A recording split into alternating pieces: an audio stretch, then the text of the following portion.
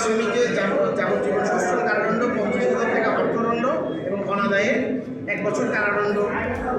চট্টগ্রামে 5 বছরের শিশু আয়াতকে হত্যার পর মরদেহ 6 টুকরো করার মামলায় আসামি মোহাম্মদ আবিরকে মৃত্যুদণ্ডের আদেশ দিয়েছে আদালত।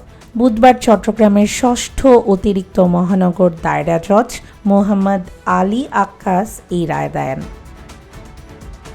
চট্টগ্রাম মহানগর দায়রা জজ আদালতের সহকারী পাবলিক প্রসিকিউটর মোহাম্মদ রায়হানুল ওয়াজেদ চৌধুরী বলেন, আসামি আবির আলী আসামির বিরুদ্ধে সর্বোচ্চ শাস্তি মৃত্যুদণ্ডের রায় আদেশ দিয়েছেন।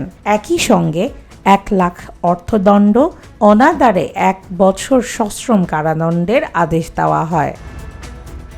তিনি জানান, এই ঘটনাটি পূর্ব পরিকল্পিত, নিষ্ঠুর, নৃশংস, নির্মম ও সমাজে আতঙ্ক সৃষ্টিকারী ক্রাইম পেট্রোল থেকে উদ্বুদ্ধ হয়েছে।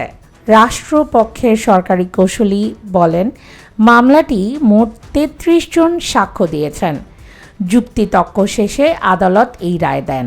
তদন্তে উঠে আসে, আয়াতকে অপহরণ ও হত্যার ঘটনায় জড়িত ছিলেন তাদের বাসার ভাড়াটে মোহাম্মদ আবির। 25 নভেম্বর তাকে গ্রেফতারের পর আদালতে দেওয়া জবানবন্দিতে তিনি হত্যার কথা স্বীকার করেন। পিবিআই সূত্র জানায়, মুক্তিপণ আদায়ের উদ্দেশ্যে আয়াতকে অপহরণ করা হয়েছিল। পরে পরিকল্পনা ভেস্তে গেলে তাকে হত্যা করা হয়। পরে তার খণ্ড বিখণ্ড মরদেহ সাগর পার ও খালের পাশে ফেলে দেওয়া হয়। তদন্ত শেষে 2023 সালে 10 অক্টোবর পিআইবির তৎকালীন পরিদর্শক মনোজ দে আদালতে অভিযোগপত্র জমা দেন। এতে মোহাম্মদ আবির ও তার 17 বছর বয়সী এক বন্ধুকে আসামি করা হয়। তিনি কিশোর হওয়ায় আলাদাভাবে শিশু আদালতে বিচারাধীন রয়েছে। আর হত্যাকাণ্ডে সহযোগী 17 বছর বয়সী এক কিশোরের বিচার শিশু আদালতে চলছে।